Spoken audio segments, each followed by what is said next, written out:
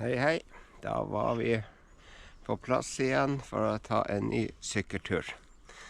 I dag har jeg ingen plan for sykkelturen, så vi får nå se hvor turen går. Jeg tar det litt etter hvert, både på grunn av føret, for det kommer litt snø i natt, og ja, plutselig endrer man på hvor man har lyst, så jeg har ikke lagt noen planer i dag. Da skal vi starte syklinga for i dag.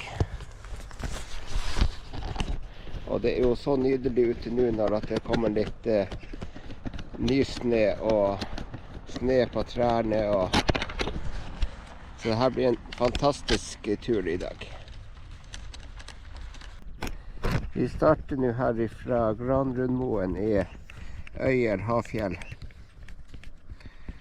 Det er ikke så mange som vet hvor Øyer ligger, så derfor bruker jeg også å si Hafjell etterpå, for de fleste vet hvor Hafjell er, siden at det var OL i 1994 i Lillehammer, og da brukte de bakken i Hafjell til slalom.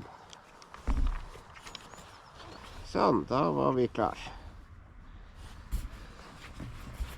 Bare å få på seg hanskene igjen, vottene igjen, så at man ikke fryser på fingrene.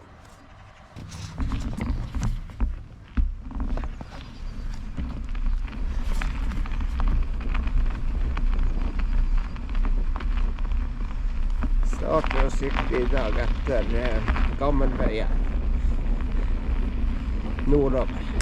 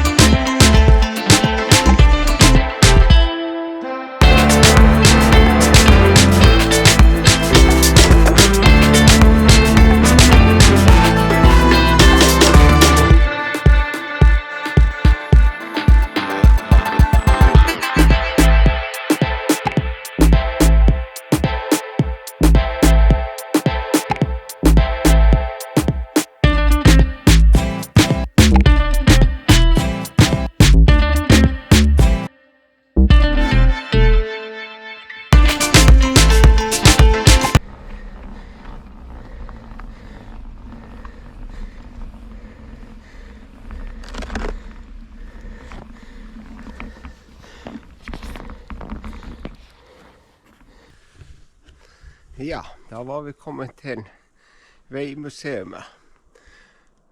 Og har tenkt å ta en liten runde rundt hele museumsområdet. Her ser vi en gammel restaurert bensinstasjon. Og på turen mens jeg sykler nå vil dere se flere gamle gravemaskiner, anleggsmaskiner, hjulastere, ja, mye forskjellig. For de som er spesielt interessert i gamle maskiner. Da skal vi ta turen videre og ta en liten runde her før vi finner ut hvor vi skal sykle videre. Ja, da fortsetter vi på turen.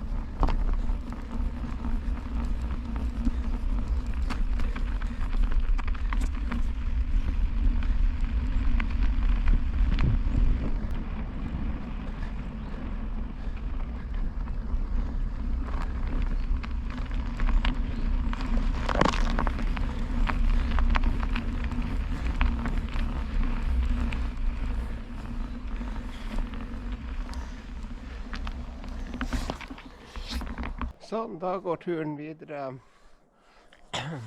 mot Lillehammer etter en fin tur rundt veimuseet.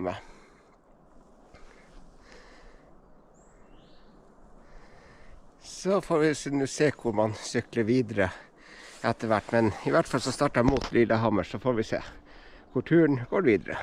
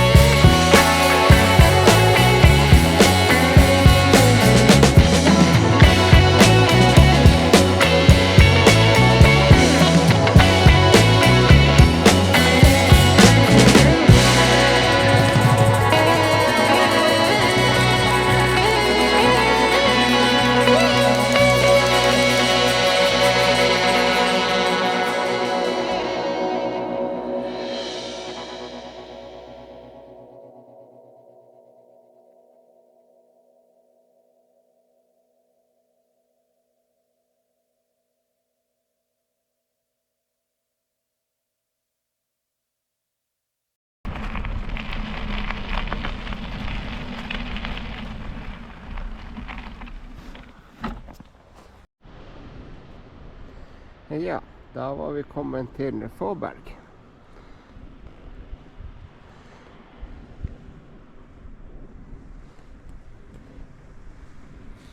Og da skal vi også fortsette mot Lillehammer, en liten sykkeltur.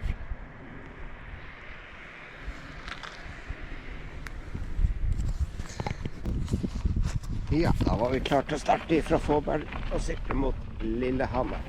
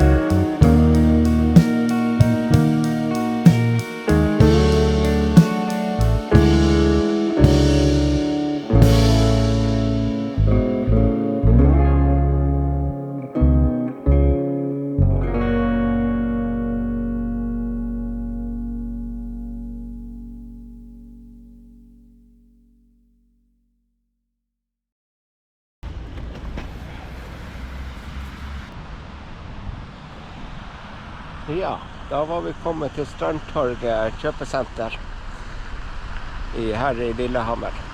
Blant annet har vi XXL og mange andre butikker inne her.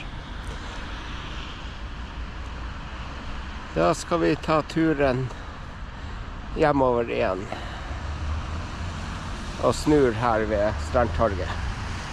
Prater vi sikkert litt til før at vi avslutter når vi kommer til Øyer og Hafjell. Vi tar nok en litt annen vei hjem enn det vi sykler hit. Vi tar nok på andre siden elva oppover. Så vi får se hvor vi sykler hen til slutt. Følg med.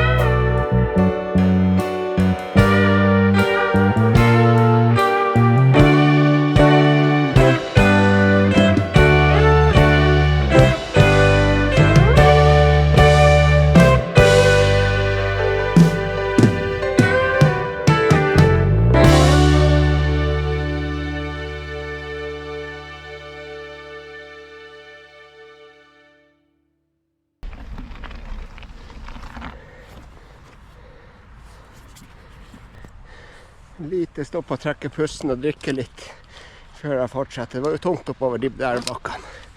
Man kjenner at man er utrent.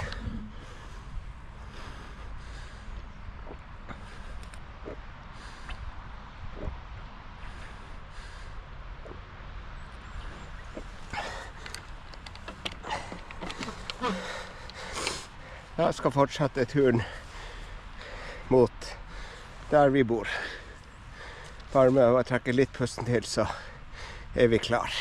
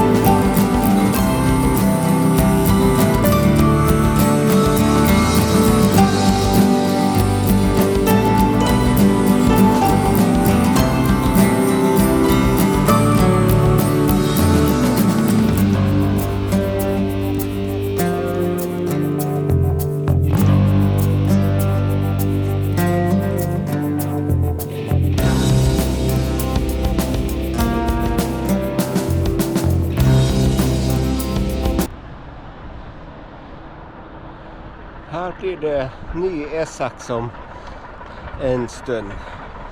Og arbeidet er godt i gang. Med tunnel til Lillehammer og blir det 4-felts motorvei med 110 km fartsgrense.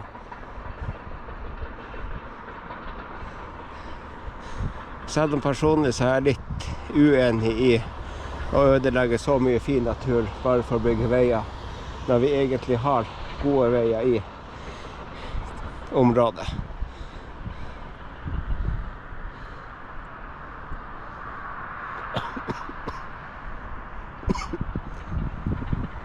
Ja, da fortsetter vi sykkelturen videre mot Øyer, Hafjell.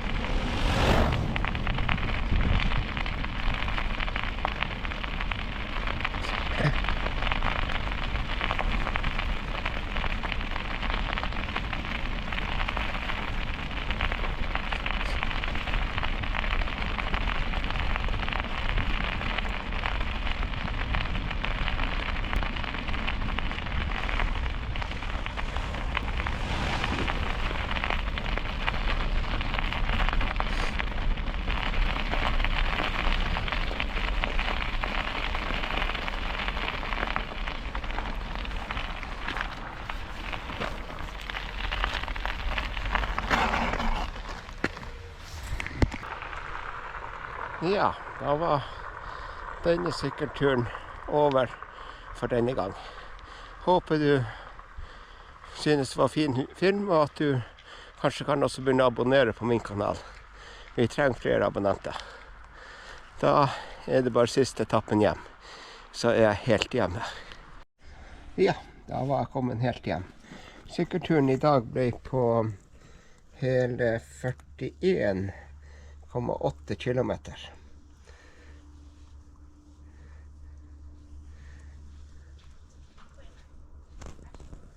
Ja, da var denne sykkelturen over for i dag, og som dere ser så både trenger jeg og sykkelen min en god vask.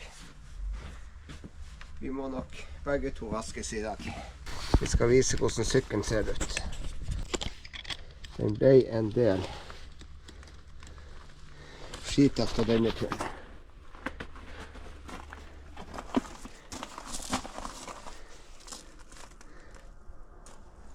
Så her er det bare å finne fram vannslangen og begynne å spyle. Så takk for turen for denne gang, så kommer vi snart tilbake med en ny film.